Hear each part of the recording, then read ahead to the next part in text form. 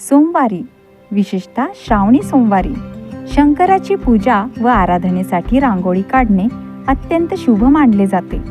ही रांगोळी घरातील सकारात्मक ऊर्जा वाढवते आणि आनंदाचे वातावरण निर्माण करते. सोमवारी किंवा श्रावणी सोमवारी महादेवाची आराधना करताना रांगोळी काढण्याचे विशेष महत्त्व आहे.